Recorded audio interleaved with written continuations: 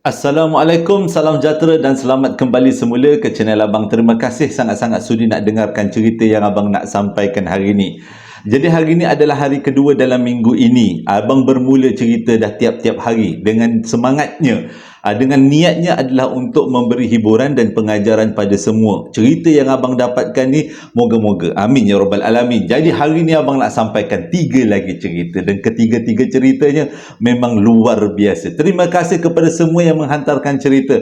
Cerita kalian memang betul-betul buatkan abang rasa seronok dan pada masa yang sama gigih nak menghabiskan cerita yang menyeramkan. Kadang-kadang abang rasa macam cerita hari tu, meremang-remang bulu roma tengkuk. Bulu roma dengan bulu tengkuk. Ia jadi huru-hara. Tapi abang cubalah juga. Jadi sebelum kita mulakan cerita, marilah kita sama-sama berdoa kepada Allah Ta'ala. Semoga Allah panjangkan umur, murahkan rezeki, berikan kesihatan yang baik untuk kita semua, permudahkan segala urusan kita di dunia dan di akhirat. Dan semoga Allah memberikan syurga buat mak ayah kita, memberikan keamanan untuk kita satu dunia, juga memberikan umur yang diberkati. Tanpa membuang masa lagi, abang akan mulakan cerita kali ini. Menarik ceritanya. Abang mulakan dengan a'udzubillahi minasyaitonirrajim. Bismillahirrahmanirrahim. Allahumma salli ala sayyidina Muhammad wa ala ali sayyidina Muhammad. Cerita kali ini dihantarkan kepada abang oleh seseorang yang bernama Gimah. Tapi bukanlah cerita dia, ini adalah pengalaman mak dia. Masih lagi ada terkait dengan dia. Berlaku pada tahun 2009 dekat satu hospital besar di Ipoh, Perak. Cuma diminta abang beritahu janganlah sebut nama hospital supaya elak daripada tersalah cerita. Ceritanya pada waktu tu Gimah berumur 15 tahun, dia tiba-tiba dimasukkan ke hospital atas sebab-sebab kesihatan, sama ada kemalangan ataupun sakit perut, lebih kurang macam itulah. Mak dia yang bernama Razana bekerja sebagai seorang guru pada waktu tu. Ini nama sebenar dua-dua ni. Dia minta gunakan nama sebenar. Jadi walaupun menjadi tugasnya sebagai seorang guru yang kerjanya memang sangat sibuk, ya kita tahulah kerja cikgu kan, tapi tetap juga dia meluangkan masa untuk menjaga anaknya si Gimah duduk dekat hospital. Jadi pada satu hari tu mak dia macam biasa datang dan dengan niat untuk menjaga waktu malam. Dan bila Gimah tengok mak dia datang dalam keadaan yang sangat berusaha menjaga anak, rasa tersentuh di hati Gimah akan membalas jasa mak ayah dia, terutama jasa mak dia yang menjaga dia dekat hospital dengan sangat bersungguh-sungguh. Jadi pada waktu tu doktor memberikan penerangan agak lanjut detail sikit tentang apa penyakit yang dialami oleh Gimah.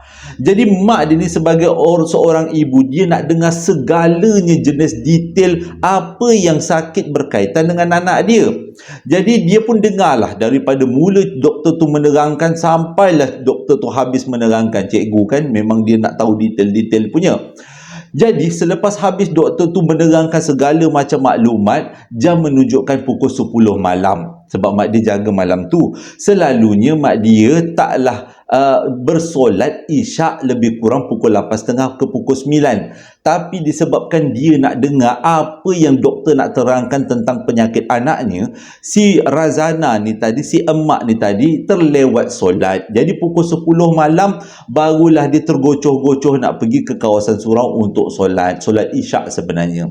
Sampai dekat surau tu adalah 2-3 orang perempuan yang masih ada dalam surau tengah rehat-rehat dan juga tunaikan solat. Mak dia pun pergilah ambil semayang. Bila sampai dekat tempat semayang tu, dia pun ambil semayang macam biasalah. Bila dia habis je ambil semayang, dia pun keluar daripada tempat ambil wuduk dan dia tengok dekat dalam surau tu tak ada lagi orang, hanya dia seorang aja.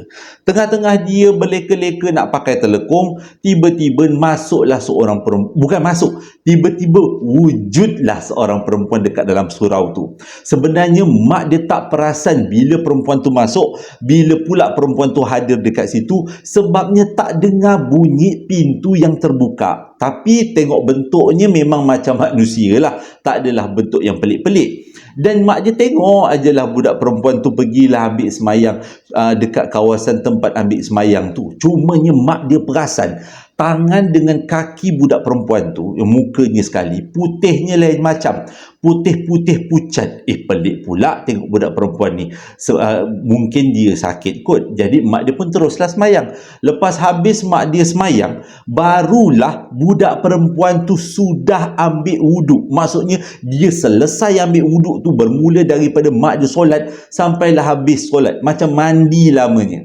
Jadi sewaktu mak dia tanggal-tanggalkan telekung, mak dia tengok orang tu pun dah siap ambil wuduk semua, dan dia tengoklah orang tu bersolat. Orang tu solatlah, budak perempuan tu. Mak dia pun duduklah merehatkan diri. Tak naklah tergocoh-gocoh sebab dia kata nak pergi surau tu pula jaraknya jauh kan. Jadi tak naklah tergocoh-gocoh, tak adalah takut sangat sebab dekat dalam surau tu ada orang, ada budak perempuan tu. Dia tunggu sampai budak perempuan tu habis. Lepas budak perempuan tu habis solat, budak perempuan tu pun duduk. Jadi dia tanyalah, anak ni daripada wat mana? Jadi budak perempuan tu cakap, saya ni daripada wat yang sama wat dengan wat perempuan, tapi saya wat lain. Bunyinya macam berbelit-belit lah macam tu. Jadi si emak ni tadi sedarlah budak perempuan ni berasal daripada wat yang sama level dengan wat tempat dia jaga anak dia. Dengan kata lain, budak perempuan ni berasal daripada wat kanak-kanak ataupun wat baby baru bersalin. Macam itulah lebih kurang. Jadi mak dia pun tanyalah, dia kata itu kan wat baby. Dia kata ada siapa-siapa ke yang ada dalam wat tu? Anak saya kak, dia kata. Anak saya baru lahir dimasukkan ke dalam wat ni. Kesian saya tengok kak. Jadi mak dia cakap, sabarlah, itu semua ujian Allah Ta'ala. Yang penting datang dekat sini dalam keadaan yang dirawat dengan doktor. Awak jangan risau-risau lagi, biarkan aja. InsyaAllah semuanya akan baik. Lalu tu budak tu sambung, saya sebenarnya sedih kak, anak saya dibuat macam tu dalam keadaan yang dia tidak bermaya. Banyaklah dia punya mengomel-ngomel yang panjangnya. Lepas tu mak dia pun tanya, bila pula yang baby ni awak ni bersalin? Dah cukup sebulan. Tak kak, saya baru habis bersalin seminggu kak. Dia kata terus anak saya masuk hospital. Saya sedar-sedar je saya pengsan waktu bersalin kak. Saya sedar-sedar je anak saya dah tak ada kak. Dia kata anak saya dah dibawa ke hospital. Orang-orang cakap bergegas. Saya datang ke hospital kak. Saya nak tengok anak saya kak. Dia kata okay. Dalam hati mak dia macam, baru seminggu bersalin, lepas tu kau dah solat, bukan masih lagi dekat dalam nifas kan? Abang salah, takut salah hukum agama. Masih lagi dalam tak boleh solat tau sebenarnya. Sebab orang yang baru lepas bersalin, kalau ikut ilmu agama abang yang tak berapa nak dalam ni, dia kena tunggu selama 40 hari kan, baru dia boleh solat, supaya dia punya darah tu semua habis kering. Kalau tak silap abang lah, maklumlah tak ada bini kan. Jadi budak perempuan tu cakap, saya baru lepas seminggu kak, saya pengsan waktu bersalin, sedar-sedar anak saya dah tak ada. Mak dia, ini orang ke bukan orang ni? Rasa dah tak sedap hatilah. Jadi untuk mencepatkan proses tu, makcik ni pun cakap lah, okey lah, awak bersabar je lah ya nak, itu semua ujian Allah Ta'ala. Yelah kak, ujian Allah Ta'ala kak, saya sabar kak. Ini akak ni sebenarnya jaga anak. Dia kata akak nak balik dulu. Dia teruslah salam budak perempuan tu.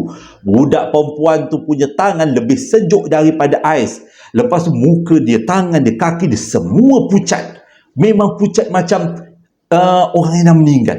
Diam je lah. Jadi dah salam-salam, awak tak nak keluar dulu ke tak ada kak? Dia kata saya nak rehat kat sini dulu. Jadi yang si kakak ni, makcik ni tadi keluar lah daripada surau. Dia pun keluar, buka pintu, tutup pintu surau. Lepas tu dia pun siap-siap lah pasang kasut. Waktu dia pasang kasut tu, baru dia perasan dekat luar surau tak ada pun satu kasut pun. Dengan kata lain, orang tu datang dalam keadaan tidak berkasut ataupun terbang. Waktu dengan kata lain, itu makhluk alam sebelah lah. Kalau kita lah jadi makcik tu, adakah kita akan buka pintu nak tengok, hey, awak orang ke bukan orang? Tak kan? Tutup je lah. Biarlah apa yang ada dekat dalam surau tu, biar dia dengan urusan dia.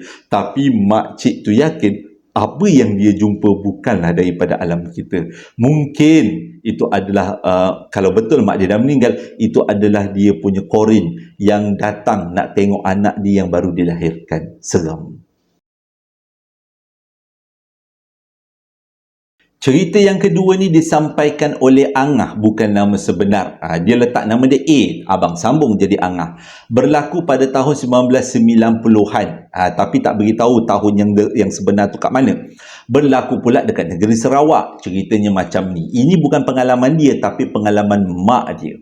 Mak dia pada waktu tu baru lepas kahwin dengan bapak dia, terus duduk kat rumah mertua. Rumah mertua dengan rumah mak dia ni dipisahkan dengan jalan air, sungai lah. Jadi kalau nak pergi daripada rumah mertua nak pergi ke rumah mak sendiri, kena lalu jalan air lah, ikut bot.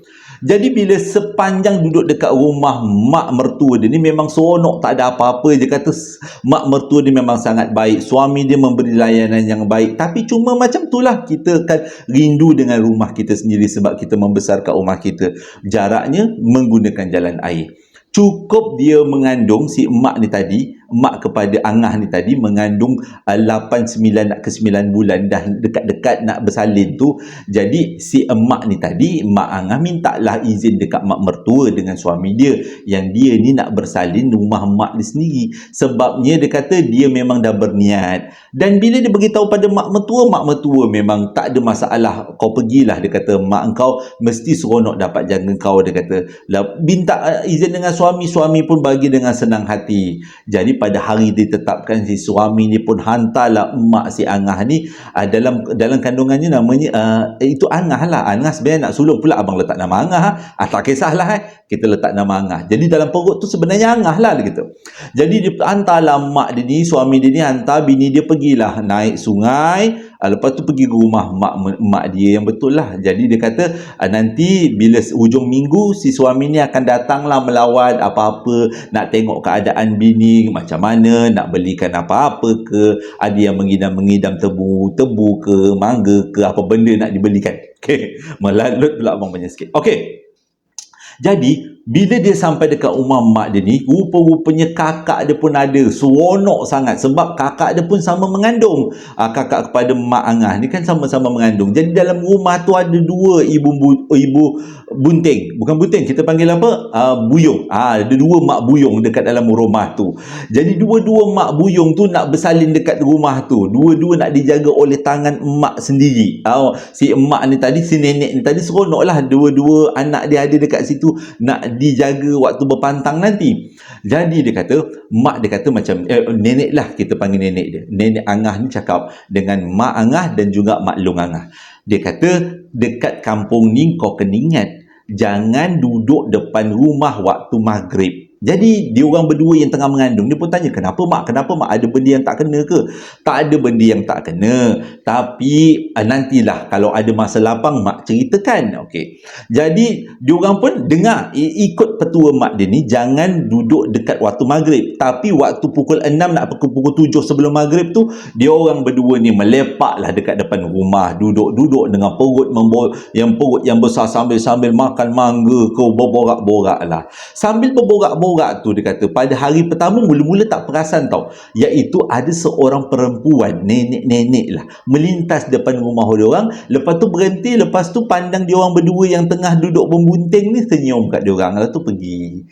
Lepas tu esok hari yang keduanya, dia buat lagi perkara ekstrim. Nenek tu bukan setakat melintas, dia betul-betul duduk depan rumah. Dan jaraknya di antara mereka berdua yang tengah duduk berborak-borak pada petang tu, dengan nenek tu hanya lebih kurang 20 langkah. Jadi mereka berdua yang tengah mengandung ni dapat tengok muka nenek tu macam mana bentuknya. Memang nampak jelas lah muka nenek tu. Okey, tak ada masalah lah. Jadi bila hari yang kedua ni, si Kak Maklong ni tadi, kakak kepada Mak Angah ni, cakaplah dengan mak dia. Mak dia kata, kita orang dah 2 hari duduk dekat depan rumah, tapi bukan waktu maghrib, waktu petang. Cuma ada benda yang pelik lah mak. Ada seorang perempuan yang macam bentuknya penduduk kampung tu, dia duduk depan rumah tu, duduk melintas-lintas, tengok je kita orang. Jadi mak dia kata, oh iya ke? Okey, tak apalah. Dia kata, yang penting waktu maghrib jangan duduk depan. Jadi pada hari yang ketiga, dua orang berdua ni memang duduk depan sekali lagi sambil makan mangga. Sambil tengok keadaan sekitar lah kan. Waktu tu dia kata keadaan rumah kampung tu tak banyak orang sangat, dengan pokoknya yang merimbun-rimbun besar-besar. Tiba-tiba nampak muncul makcik yang sama, nenek yang sama dalam 2 hari yang lepas, muncul betul-betul depan rumah. Kali ini jaraknya hanya 10 langkah daripada dia orang. Jadi si emak kepada Angah ni panggil lah, mak, sini mak. Jadi si nenek dia tadi, nenek Angah ni pun keluar sampai depan rumah. Dia takut, astagfirullahalazim, masuk dia kata. Jadi dengan budak dua orang perempuan yang tengah mengandung ni, bila mak dia suruh dia masuk, dia macam terpinga-pinga, kenapa, dia pun masuk je dalam rumah. Masuk, mak dia, nenek dia terus tutup pintu. Astagfirullahalazim, kata, kenapa tak beritahu mak yang perempuan tu ada dekat depan rumah? Kata Kak Mak Long dia, betul lah orang dah beritahu semalam. Mak kata tak ada apa-apa selagi belum maghrib. Tak apa. Yang penting lepas ni jangan duduk depan rumah, duduk aja dalam rumah. Waktu yang dekat-dekat maghrib ni memang tak elok. Jadi si adik-beradik berdua ni tanyalah mak, kenapa mak tak boleh duduk depan rumah? Tunggu kau bersalin dulu baru mak cerita waktu sekarang tak elok, dia kata. Jadi pada malam tu dia orang pun tidurlah macam biasa. Nak dijadikan cerita, petang tu suami kepada Kak Long tu datanglah balik ke rumah tu. Jadi dalam rumah tu waktu tu ada berempat lah. Ada mak mereka, lepas tu Mak Angah, Mak Long Angah, dan juga suami Mak Long Angah. Malam tu tidur tak jadi aman-aman je. Awal-awal tu je lah aman-aman. Tengah-tengah tidur tu, kata Mak Angah tu, waktu dia tengah tidur tu, tiba-tiba dalam keadaan entah macam mana, dia dengar macam ada orang sebut nama dia. Nama dia, contohlah nama dia Laila. Jadi mak dia pun terbuka mata. Dalam keadaan gelap, mak dia cuba perhatikan siapa yang panggil dia tu. Jadi dia diam je lah, sambil dia baring je lah. Dia cuma untuk perhatikan adakah betul panggilan tu dipanggilkan atas nama dia ataupun bukan. Jadi dia diam. Lepas 2-3 minit, cadang-cadang ni nak nyambung tidur, tiba-tiba bunyi lagi sekali, Laila, dia kata, nenek nak pegang perut boleh? Dia cakap macam tu. Waktu tu yang si mak kepada Angah ni dah huru-hara. Siapa tu? Siapa yang nak pegang perut? Tak nak. Dia kata tak nak pegang, tak boleh pegang. Nenek tu cakap sekali lagi, suara tu, nak pegang perut boleh, nak pegang aja, dia kata. Waktu tu yang mak kepada Angah ni dah huru-hara. Macam mana nak bangun, nak capai lampu picit ataupun nak buka lampu pun dah tak boleh dah. Tak tahu macam mana nak buat. Yang penting dia dah kalang kabut.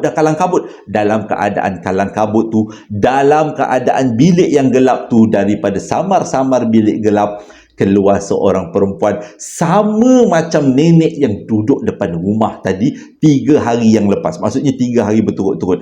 Dengan nenek tu tangan dia macam ni, dia bergerak slow sambil tu dia lekapkan tangan dia dekat perut Mak Angah. Lepas tu dia ramas. Waktu tu Mak Angah menjerit, tapi suaranya tersekat dekat sini, tak boleh keluar. Dia cuba meronta-ronta, dia cuba terajang nenek tu. Nenek tu seolah-olah datang dalam bentuk asap ataupun dalam bentuk yang bukan pepejal. Jadi bila terajang nenek tu memang terajang angin je lah. Tapi nenek tu pegang perut, memang boleh rasa dia mencengkam macam tu.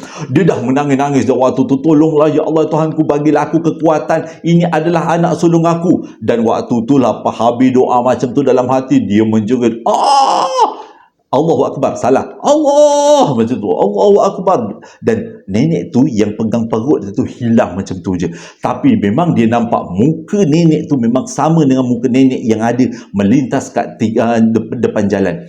Habis je dia terbangun, dia dah berpeluh-peluh dalam keadaan bilik yang gelap yang ada samar-samar cahaya.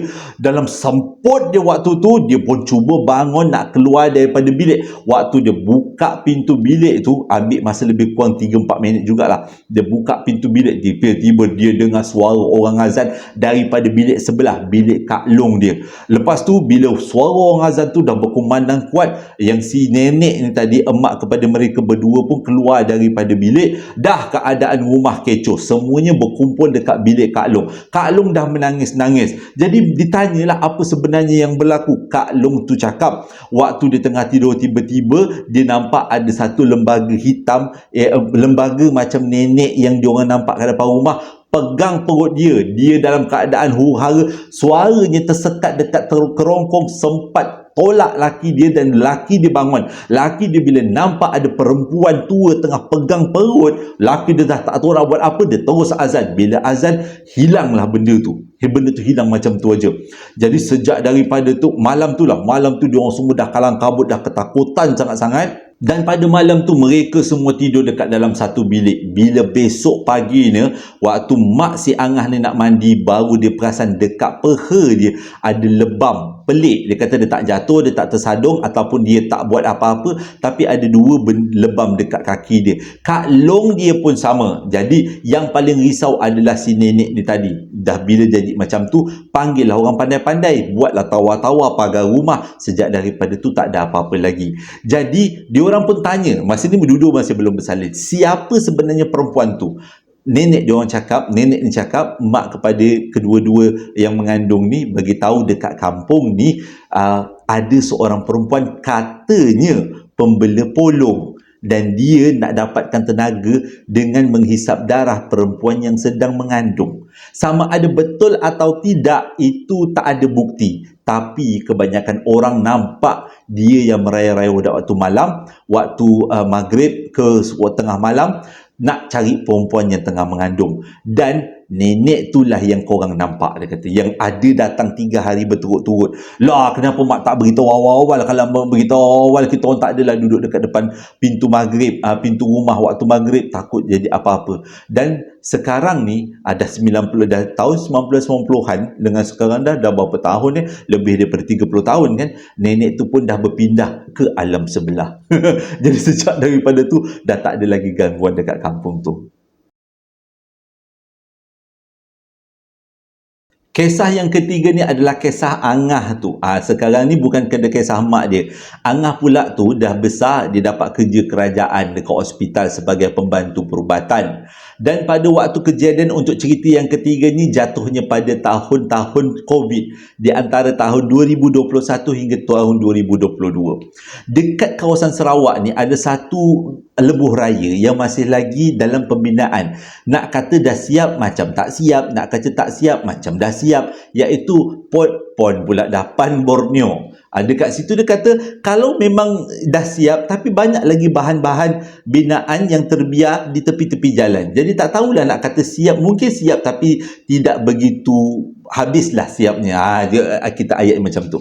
Jadi dia kata sebagai seorang pembantu perubatan dekat hospital, dia bertugas pada malam kejadian dekat wad kecemasan. Tiba-tiba dia kata dapatlah satu panggilan kecemasan yang mengatakan ada kemalangan dekat Jalan Pan Borneo.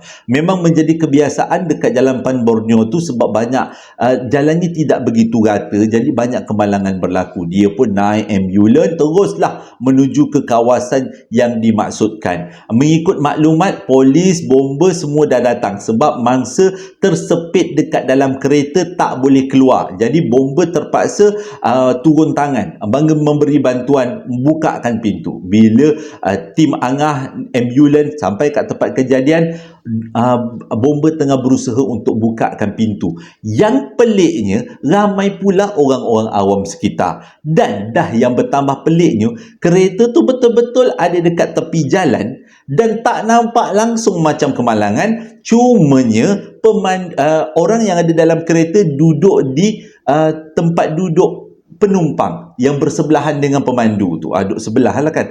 Tempat pemandu tu kosong. Dan dia diam aja, dia duduk dalam kereta tu dengan keadaan diam, tak buat apa-apa, pandang ke depan, tak berkelip. Diam aja. Waktu tu polis semua ketuk-ketuk, cik buka pintu, cik buka pintu. Dia diam aja, tak cakap apa, dia pandang aja depan. Lepas tu tengok keadaan dia tak nampak macam aksiden. Dia punya kereta tak ada satu pun kemek. Cumanya dia tak boleh nak buka pintu, terpaksalah bomba tu pecahkan, buat apalah macamnya untuk keluarkan dia daripada dalam kereta. Sementara pun sementara bomba buat kerja, Angah dengan beberapa tim dia lagi tanya dengan orang-orang awam yang ada dekat situ. Rupanya orang-orang awam tu adalah sedara mara kepada yang aksiden ni tadi. Jadi Angah tanyalah apa sebenarnya yang berlaku. Dia kata diorang ni semua sedara mara. Diorang dapat panggilan telefon daripada isteri mangsa yang kemalangan tu dengan satu je perkataan, tolong abang. Itu je. Dah tak ada perkataan lain. Lepas tu diorang semua bergegas agak-agak aja, agak-agak, sebabnya suami dia selalu lalu jalan, lelaki itulah yang kemalangan tu selalu lalu jalan Pan Borneo. Jadi diorang agak-agak adalah lelaki tu dekat kawasan jalan tu, memang betul ada, dan diorang cuba buka pintu tapi tak boleh. Tu yang panggil polis, panggil bomba. Bila polis bomba datang, dia takkan nak datang ada orang kat tepi jalan tak boleh buka pintu. Diorang beritahulah ada kemalangan dekat tepi jalan. Bila dah sebut kemalangan, bomba, polis, ambulans semua datang. Itu sebab Langah pun datang kat situ, walaupun dia tengok orang tu langsung tak macam aksiden. Selepas beberapa ketika, pintu pun dapat dibuka, lelaki tu pun dibawa keluar daripada tu, masuk ke dalam ambulans. Bila masuk dekat dalam ambulans, baru dia macam tersedar tau. Macam, lepas tu dia nangis. Oh, lepas tu yang si Angan ni, Mamat ni kenapa? Kau okey tak ni? Dia tanyalah, cik kenapa cik? Saya ni kenapa ni? Saya kenapa ni? Kata, encik ada dekat dalam ambulans. Waktu dah jauh sikit lah daripada tempat kejadian. Barulah lelaki tu sedar. Dia macam kena pukau tau. Jadi bila dia dah macam tu, dia tanyalah, saya ni kat mana? Jadi Angah beritahu, kami dalam bawa anda dalam perjalanan ke hospital sebab encik dikabarkan kemalangan. Jadi Angah pun tanyalah, dia yang duduk belakang kan, nurse kan, dia tanya, sebenarnya apa yang berlaku? Dalam keadaan nangis-nangis, lelaki tu cerita dia dalam perjalanan, dia beli barang sebenarnya kat bandar, lalu jalan Pan Borneo, sampai dekat bandar dia pergi keluar duit. Lepas dia keluar duit banyak lah, dia kata untuk buat perbelanjaan bagi bini kat rumah, duit tu banyak lah. Jadi waktu dia keluar daripada ATM, dia nampak depan ATM tu ada seorang perempuan yang cantik sangat. Bajunya cantik, mukanya cantik, rambutnya cantik, cantik-cantik sangat. Lepas tu perempuan tu cakap apa? Dia nak ikut lelaki ni. Jadi lelaki ni kata, dia pun rasa macam, entahlah, dia pun rasa simpati, dia bagilah budak perempuan ni ikut dia. Dan budak perempuan ni cakap dia nak memandu kereta. Yang si lelaki kata, tak apalah, mandulah kereta. Jadi diorang berdua bergerak daripada depan ATM ni lalu jalan Pan Borneo. Yang lelaki ni duduk kat tempat penumpang, duduk sebelah dia. Yang perempuan ni yang drive kereta. Dalam kereta tu diorang bercerita, rancak semua, rancak memang gitu-gitu, memang rancak lah, seolah-olah macam dah lama kenal. Sampaikan si lelaki ni tanya dengan budak perempuan ni, awak kenal ke saya? Dia cakap apa? Saya selalu tengok abang pergi kerja, balik kerja dekat jalan ni, dan saya tunggulah kalau tiba-tiba abang berhenti nak jumpa dengan saya. Tapi abang tak berhenti pun. Sampaikan saya cari abang dekat bandar, akhirnya dapat juga jumpa abang. Waktu tu si lelaki ni dah rasa pelik tau. Apa hal pula memerhatikan aku dekat jalan Pan Borneo, padahal jalan tu kiri kanan semuanya semak dan belukar. Dia memang tak ada rumah orang. Ada pun abang tak tahu, kalau ada salah, kalau ada silap nanti betulkan. Dia kata belukar waktu tu, kiri kanan tak ada rumah. Jadi dia kata, dia tanya dengan budak perempuan tu, sebenarnya awak nak apa? Budak perempuan tu jawab macam ni, saya nak abang, boleh tak abang ikut saya? Kemana pun abang pergi, saya akan bawa abang, dia kata. Kemana pun saya pergi, abang mesti ikut saya, dia kata.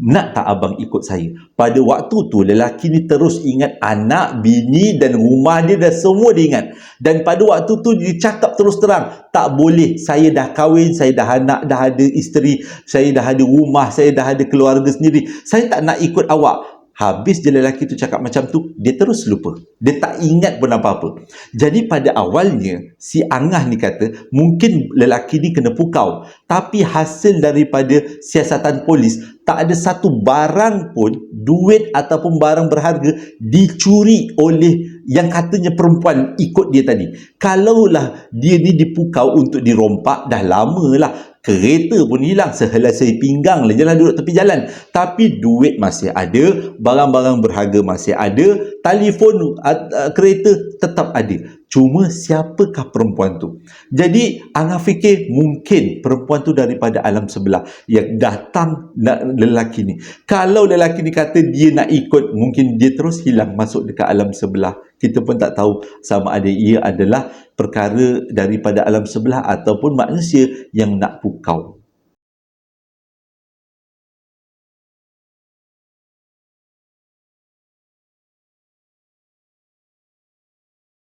Terima kasih sangat-sangat sudi dengarkan cerita yang abang sampaikan. Abang harap ceritanya dapatlah menghiburkan, mengisi masa-masa lapang sewaktu bekerja, jahit-jahit baju, buat-buat kuih. Itu je lah niat abang, tujuan abang bercerita menjadi seorang penglipur lara. Jadi sebelum abang tamatkan cerita, ada beberapa ucapan nak abang sampaikan. Ucapan yang pertama datangnya daripada seseorang yang bernama Man. Dia nak sampaikan ucapan selamat menyambut ulang tahun perkahwinan buat mak dan ayahnya, iaitu Cik An dan Cik Jan, yang mana hari perkahwinan mereka jatuh pada 3 hari bulan 2, 23 tahun yang lepas. Dengan ucapan selamat menyambut ulang tahun perkahwinan daripada JSPL, semoga kekal bahagia hingga ke syurga dan diberikan rahmat dan juga rezeki yang melimpah ruah untuk keluarga ni. Dan ucapan ini disampaikan oleh Man, anak sulung kepada pasangan ini. Ucapan yang kedua, abang mohon untuk kita semua hadiahkan Al-Fatihah buat nenek kepada Wari Official yang sudah pun dijemput ilahi pada 2 hari bulan 2 yang lepas. Kalau tak silap abang hari Jumaat kan, satu kematian yang sangat mulia lah. Amin ya Rabbal Alamin.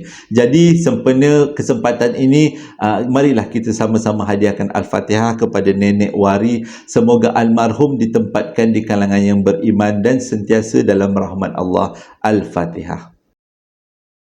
Dan di kesempatan ini juga JSPL Klan mengucapkan selamat menyambut ulang tahun perkahwinan buat Encik Hossein dan juga Puan Rosaliah Ipeni. Kalau abang silap sebut, minta maaf, sangat-sangat kaya. Jadi yang mana perkahwinan mereka jatuh pada 7 hari bulan 2, 26 tahun yang lepas. Jadi selamat menyambut ulang tahun perkahwinan. Semoga dalam rahmat Allah sentiasa diberikan rezeki yang melimpah ruah dan bahagia kekal hingga ke syurga. Amin ya Rabbal Alamin. Terima kasih sangat-sangat dengarkan cerita kali ini. Pada yang belum tengok abang punya iklan perapan sate, bolehlah tekan link yang abang sediakan di bawah, memeriahkan. Nanti komen-komen lah gambar tak elok ke, suara tak ada ke, boleh komen-komen kat bawah. Memang abang suka untuk dapatkan pandangan daripada orang supaya kita menjadi lebih baik daripada semalam. Okey, pada yang nak dapatkan sambal lara, perapan sate dan juga coklat moist, masih lagi abang jual sampai sekarang. Jadi boleh tekan link yang abang sediakan. Hingga berjumpa lagi dalam hari esok, hari Rabu. Betul lah. Assalamualaikum warahmatullahi wabarakatuh.